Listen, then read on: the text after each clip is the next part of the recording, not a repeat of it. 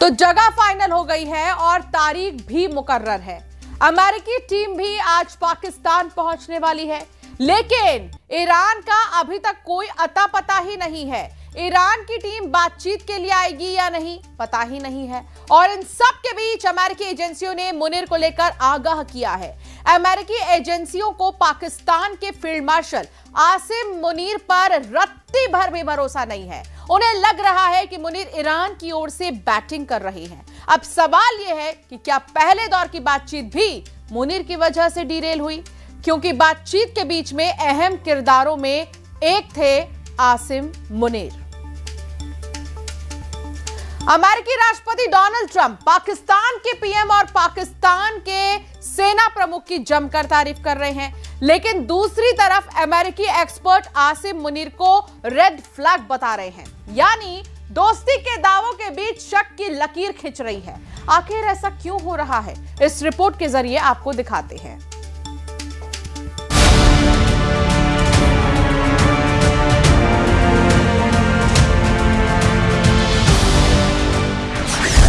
आसिम मुनीर को लेकर अमेरिका में अलर्ट। IRGC कनेक्शन बना वॉशिंगटन की बड़ी चिंता।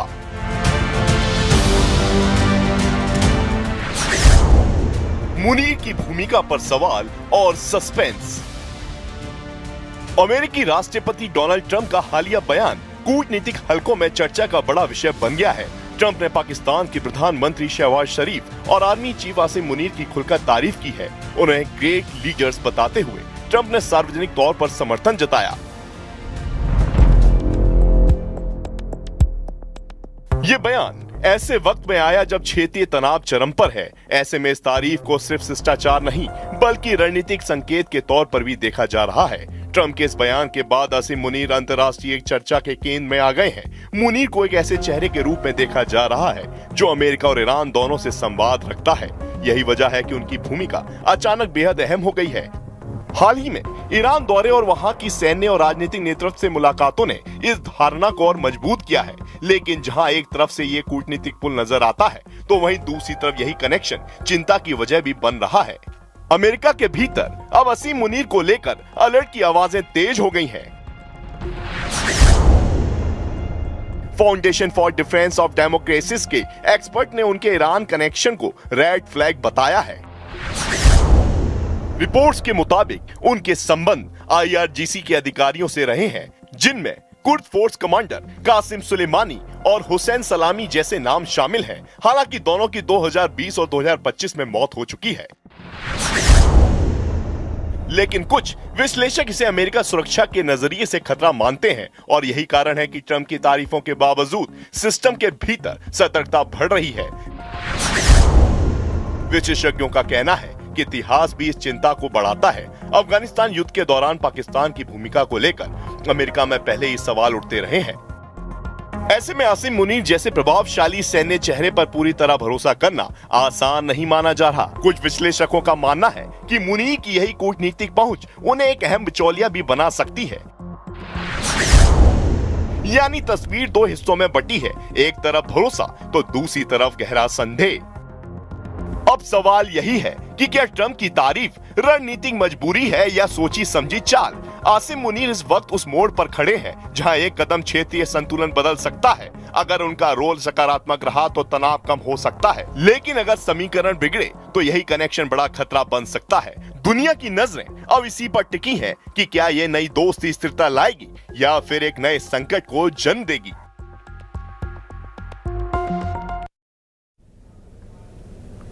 तो ईरान युद्ध अब ऐसे दौर में पहुंच चुका है जहां वार्ता से ज्यादा बारूदी बयान दिए जा रहे हैं। खबर तो यहां तक आ गई है कि ईरान भी आर पार के मूड में है और उसने हॉर्मुज में मौजूद अमेरिका के 16 युद्धपोत पर हमला करने की सीधी धमकी दी है। तो वहीं दूसरी तरफ राष्ट्रपति ट्रंप ने ऐलान कर दिया है कि अगर वार्ता फेल हुई तो हम ईरान का नॉमिनेशन नामो निशान मिटा देंगे।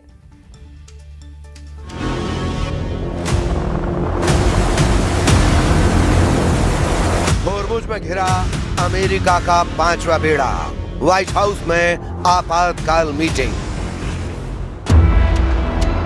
ईरान युद्ध वाकई में इतना ज्यादा खतरनाक हो चुका है जितना पहले कभी नहीं था। 39 दिन में अमेरिका और इजराइल के तूफानी, खूनी और भीषण हमलों से तबाह ईरान को लेकर दुनिया भर के एक्सपर्ट से ही मानकर चल रहे थे कि ईरान ने अमेरिका और इजराइल के सामने घुटने टेकने शुरू कर दिए हैं। 11 और 12 अप्रैल को इस्लामाबाद में हुई अमेरिका और ईरान की शांति वार्ता के बाद जिस तरह से राष्ट्रपति ट्रंप ईरान को दुनिया भर में बेइज्जत करने में जुटे थे, अब उस ईरान ने ऐसा हॉर्मुज हमला किया है कि पिछले 18 घंटे से ट्रंप की बोलती बंद हो गई है। हालात यह है कि स्ट्रेट ऑफ हॉर्मुज में ईरान को घेरने के लिए अमेरिका के 5वें बेड़े के जिन 16 युद्धपोतों को लगाया हुआ था वो पूरी तरह से ईरान के टारगेट पर आ चुके हैं। खबर तो यहाँ तक है कि अमेरिका के खुफिया विभाग ने ये दावा किया है कि लगभग 40 दिन के हमलों के बावजूद ईरान के 60% मिसाइल लॉन्चर अभी भी बचे हुए हैं, जिसके दम पर ईरान एक बार फिर से अमेरिका और इजरायली अड्डों पर हमला करने जा रहा है। इधर इजराइल के प्रधानमंत्री नेतन्याहू ने एक ऐसा बयान दिया है जो सुनकर दुनिया हैरान रह गई है। नेतन्याहू ने दावा किया कि अगर हम ईरान पर इस वक्त हमला नहीं करते तो ईरान परमाणु बम बना लेता और इजराइल का वजूद मिटा देता। नेतन्याहू ने यह बताने की कोशिश की है कि ईरान बहुत ही खतरनाक तैयारी कर रहा था, इसीलिए उस पर हमला हुआ है। फिलहाल ईरान ने साफ कहा है कि हम होर्मुज और ईरान के परमाणु मुद्दों को लेकर अमेरिका से तब तक जंग कर सकते हैं जब तक कि हम अपने दुश्मनों को कड़वी हार नहीं दे देते। ईरान का होर्मुज हमला शुरू, घिर गया अमेरिका का 5वां बेड़ा।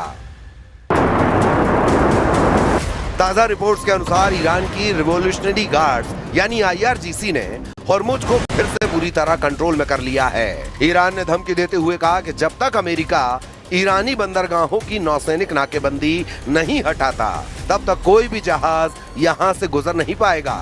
इस वक्त अमेरिकी नौसेना के 5वें बेड़े ने ईरान के खिलाफ समंदर में 3 घेरे बना दिए हैं ताकि ईरान को घुटनों पर लाया जा सके। लेकिन ईरान ने अब ऐसा पलटवार किया है जिसकी कल्पना अमेरिका ने नहीं की थी। अमेरिकी नौसेना के 5वें बेड़े यानी 5th फ्लीट ने 13 अप्रैल 2026 से ईरान के प्रमुख बंदरगाहों जैसे बंदर अब्बास, चाबहार और बुशहर की जो घेराबंदी शुरू की थी, अमेरिका ने ईरान के तटों को 3 स्तरों में बांटा है ताकि कोई भी ईरानी जहाज बाहर न निकल सके।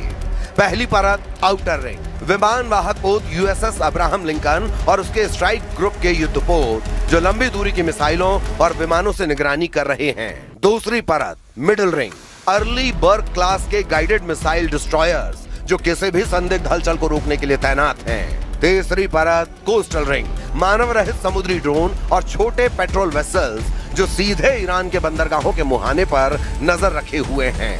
अब ईरान ने इस घेराबंदी को तोड़ने के लिए अपनी पारंपरिक नौसेना के बजाय असममित रणनीति का इस्तेमाल शुरू कर दिया है। ईरान ने इस अभेद्य घेरे को तोड़ने के लिए हमले के लिए मास्टर स्ट्रोक प्लान बना लिया है, मच्छर बेड़ा। ईरान के पास हजारों की संख्या में छोटी, तेज और फुर्तीली नावें हैं। ये नावें रडार की पकड़ में नहीं आती और चट्टानी गुफाओं में छिपी रहती हैं।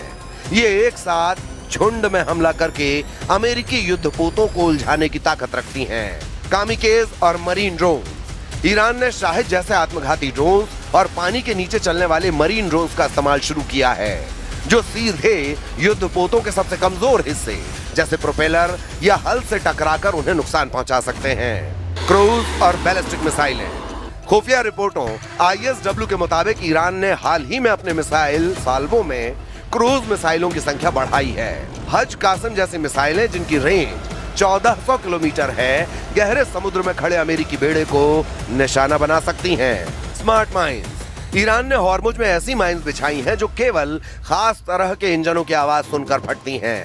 दावों के मुताबिक अमेरिकी सेंट्रल कमांड यानी सेंटकॉम ने जो 16 युद्धपोत ईरान को घेरने में लगाए वो अब ईरान के टारगेट पर आ चुके हैं और अब इसीलिए सिचुएशन रूम में ट्रंप ने टॉप कमांडर और जनरलों के साथ मीटिंग की है जिसमें ईरान पर बड़े हमले की तैयारी हो रही है।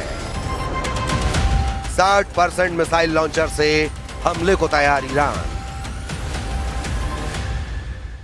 بدون شک اصلا نفذ مذاکره مال این است که خلاصه طرفین به یک تفاهمی برسن ولی ما در حقیقت اون چیزی که برای ما اصل بوده این بوده که این بی‌اعتمادی همون نکته‌ای که اشاره کردم ما حسن نیت داریم. ईरान की नई धमकियों से साबित हो चुका है कि वो ट्रंप की बेतुकी शर्तों और दबाव के खिलाफ अब जंग को आखिरी विकल्प मानकर चल रहे हैं। इसीलिए अब दावे होने लगे हैं कि 20 अप्रैल को पाकिस्तान के इस्लामाबाद में होने वाली अमेरिका ईरान की मीटिंग कैंसिल हो चुकी है। ये मीटिंग ऐसे वक्त कैंसिल हुई जबकि सीज फायर की डेडलाइन 22 अप्रैल को खत्म हो रही है। अब सवाल उठता है कि ईरान बातचीत के बजाय बारूद से फैसला करने पर उतारू क्यों है। इसके पीछे की सबसे बड़ी वजह यह है कि ईरान के मिसाइल बंकरों और पहाड़ियों पर अभी भी इतने ज्यादा घातक और भारी मात्रा में हथियार मौजूद हैं जो अमेरिका और इजराइल को कड़ी टक्कर दे सकते हैं। खुद अमेरिका के खुफिया विभाग के एक सूत्र के हवाले से अमेरिकी मीडिया CNN ने दावा किया है कि ईरान के पास अभी भी 60% मिसाइल लॉन्चर बचे हैं जो लंबा युद्ध लड़ने के लिए काफी हैं। ईरान ने अमेरिका इजराइल के साथ 2 हफ्तों के युद्ध विराम के दौरान युद्ध के अगले फेज की जमकर तैयारी की है। इन 2 हफ्तों के दौरान ईरानी सेना एक बार फिर से अपनी शक्ति को संभाल रही है। जरा देखिए पूरी खबर। सैन्य एक्सपर्ट्स का मानना है कि ईरान के पास 1 महीने से ज्यादा और लड़ाई करने की क्षमता मौजूद है। हालांकि अधिकारियों का यह भी कहना है कि ईरान के हथियारों के जखीरे का सही आकार अभी भी साफ नहीं है। इंटेलिजेंस के आकलन से उसकी बची हुई क्षमताओं का सिर्फ मोटा मोटा अंदाजा ही मिलता है। न्यूयॉर्क टाइम्स और CNN की एक रिपोर्ट में अमेरिकी सेना और खुफिया अधिकारियों के अनुमानों के मुताबिक ईरान के पास अभी भी अपने हमलावर ड्रोनों का लगभग 40% और मिसाइल लॉन्चर्स का 60% से ज्यादा जखीरा बचा हुआ है, जिसका इस्तेमाल ईरान हॉर्मुज में अमेरिकी युद्धपोतों के खिलाफ कर सकता है। या फिर अगर युद्ध विराम के बाद फिर से तनाव भड़कता है तो इन हथियारों का इस्तेमाल किया जाएगा। डोनाल्ड ट्रंप की धमकियों के बीच ईरान ने चेतावनी दी है, हम पूरी तरह से तैयार हैं। अगर वे जरा सी भी गलती करते हैं तो हम पूरी ताकत से जवाब देंगे। ईरानी संसद के स्पीकर गालिबाफ ने अमेरिका को खतरनाक अंजाम भुगतने की चेतावनी दी है। अमेरिकी सेना और खुफिया अधिकारियों का अनुमान है कि करीब 40 दिनों तक चले युद्ध के बाद भी ईरान के पास अभी भी अपने जखीरे का लगभग 40% हिस्सा बचा हुआ है और ये ड्रोन एक शक्तिशाली डेटरेंट साबित हो रहे हैं। कुछ अमेरिकी अनुमानों के मुताबिक ईरान उन मिसाइल लॉन्चरों को मलबों से निकाल रहा है जो अमेरिका इजराइल के हमलों में तबाह हो गए थे। उन जगहों की तेजी से खुदाई की जा रही है। जब ये काम हो जाएंगे तो ईरान के मिसाइल लॉन्चरों का जखीरा करीब 70% तक पहुंच जाएगा। यानी युद्ध से पहले ईरान के पास जितने मिसाइल लॉन्चर थे उसका 70% हिस्सा उसके पास 40 दिनों के युद्ध के बाद भी रहेगा। ईरान के पास मिसाइलों की भी काफी क्षमताएं अभी भी मौजूद हैं। संघर्ष विराम के समय उसने लगभग 100 ऐसे सिस्टम बरामद किए जिन्हें गुफाओं और बंकरों में छिपा कर रखा गया था, जिससे उसके चालू लॉन्चरों की संख्या बढ़कर युद्ध पूर्व के स्तर लगभग 60% तक पहुंच गई है। रूस के पूर्व राष्ट्रपति और देश की सुरक्षा परिषद के उपाध्यक्ष दिमित्री मेदवेदेव ने पिछले हफ्ते सोशल मीडिया पर लिखा, ये साफ नहीं है कि वॉशिंगटन और तेहरान के बीच का संघर्ष विराम किस तरह आगे बढ़ेगा, लेकिन एक बात तय है, ईरान ने अपने परमाणु हथियारों का परीक्षण कर लिया है। इसे हॉर्मुज स्टेट कहा जाता है। इसकी क्षमता असीमित है।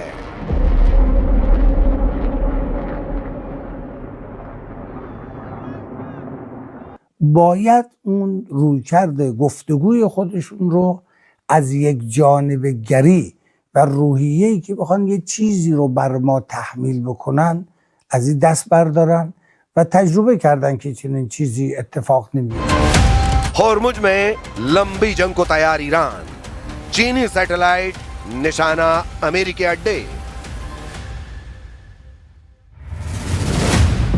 जब से अमेरिका ने चारों तरफ से हॉर्मुज की नाकेबंदी की है उसके बाद से ईरान ने रूस और चीन के साथ मिलकर ऐसी जंग की तैयारी कर ली है जो अमेरिका के लिए मौत का भंवर साबित हो सकता है।